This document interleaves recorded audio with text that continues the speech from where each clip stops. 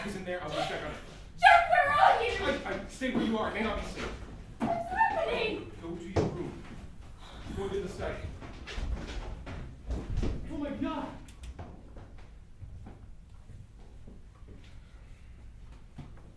As you can clearly see, Mr. Douglas was shot at close range as his face is completely disfigured from the wound, and the weapon was left in his hand.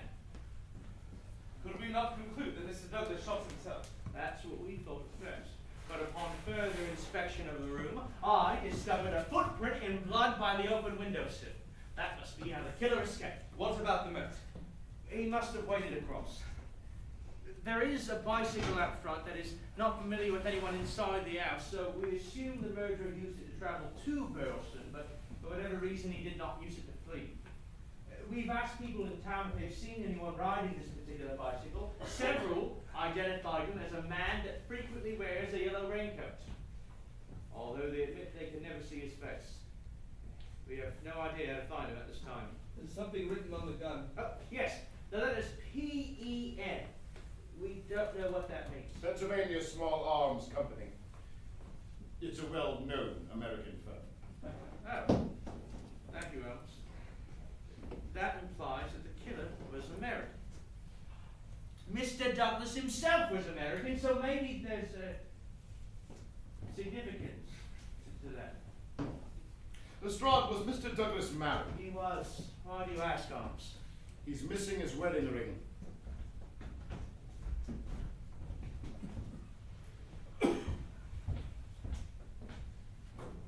What is it, Holmes? It's a dumbbell. I know it's a dumbbell, Holmes. I'm asking what about it fascinates you? There's only one. Maybe he only had one. Don't be silly, Watch. What would he do with only one dumbbell? It's like having one glove or one shoe. He has two arms. He needs two dumbbells.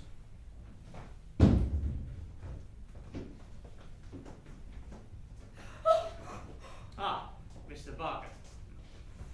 And our dear Mrs. Douglas, so sorry for your loss indeed. This is Dr. John Watson and Mr. Sherlock Holmes. Thank you for coming. As you can see, we're all a little lost for what happened to poor Douglas. If you don't mind, Mr. Holmes, what attracted you to this case? We received a telegram this morning. You don't mind me asking, who are you? Really, Watson, you get him. Oh, yes. Cecil Barker. Douglas and I were friends in America. We're in the same fraternity, so to speak. I'm the only person with whom he maintains contact with those in North America.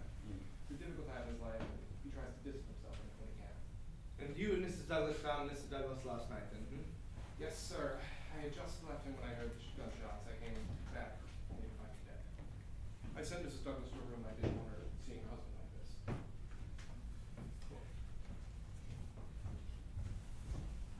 All serious condolences, my lady. Thank you, sir. Truly treasure your kind words. We thank you for your help, and we'll let you know if we have any additional questions. Mr. Barker, before you depart, can I ask you a favor? Certainly, sir. Is it possible to drain the moat? The moat? The moat. Was it necessary? It is. Done tomorrow afternoon. Splendid. That'll be all. Oh, and Mrs. Douglas. Yes, Mr. Holmes. My condolences to you, dear lady.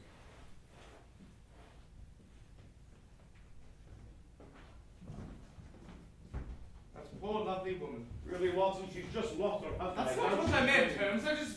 You know what? Never mind. Watson, what did attract Holmes to this case? What? You knew about the case before I arrived at Baker Street this morning. Who sent me that telegram? Holmes says it was bad anymore in art. Is that what he told you? Yes, why? Professor Moyar is a well-respected member of the London community. He is a highly intelligent professor of mathematics who served the city admirably for years. Holmes has this notion that he's some sort of criminal mastermind. At Scotland Yard, we think there's a wee bit of a bee in his bonnet. I mean, this professor, he's never mentioned it to you before.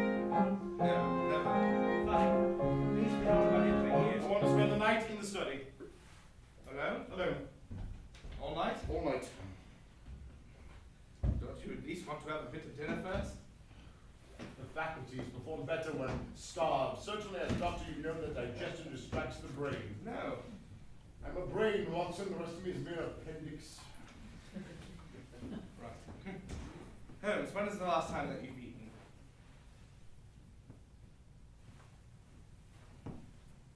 Do you have a calendar? Surely I can assist you, Holmes. Yes, naturally, you might. By lending me your walking stick. My walking stick? Yes, your walking stick and nothing else. You don't need it, do you? Well, it will make it considerably more difficult to walk, what with the bullet wound in my leg. Splendid. That'll be all. What is this about, Holmes? The dumbbell. The dumbbell? Indeed. Picture an athlete with only one dumbbell. Observe the unilateral development. The danger of a spinal curvature. There's also the issue of the missing wedding ring. You may say, Watson, but I have too much respect for you to think that you will, that Mr. Douglas's ring was taken before he was killed. No, the killer spent some time in this room after killing Douglas.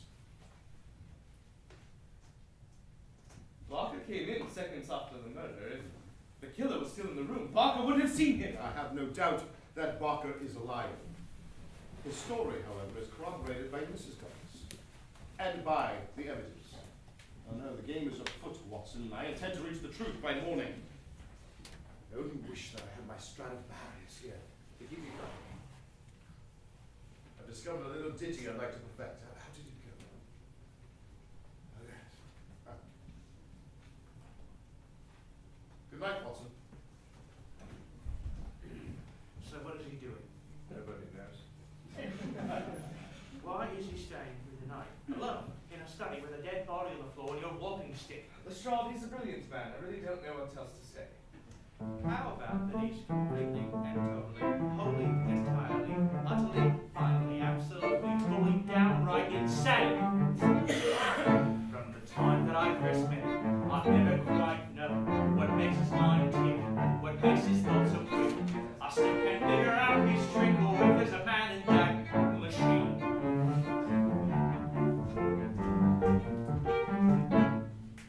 Every time I work with him, I'm astounded by his skill. I watch his gears turn, I see his cold burn. One day I only hope to learn, is there a man in that machine? I know it seems unlikely that he's human. He seems too cold for that to be so. I'm his best friend in the world, His only friend, I'm sure. by the way he must believe that thinking machine has a soul.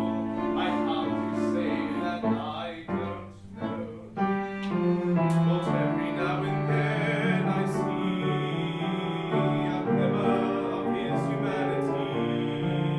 That a heart beats in his chest, that he must eat and drink and rest, that he's capable of anger and laughter and tears, and even this is all if we were gone. Yes, there is a man in that machine. I don't believe you, prove it. I have no evidence. I'm Face it, Watson, and be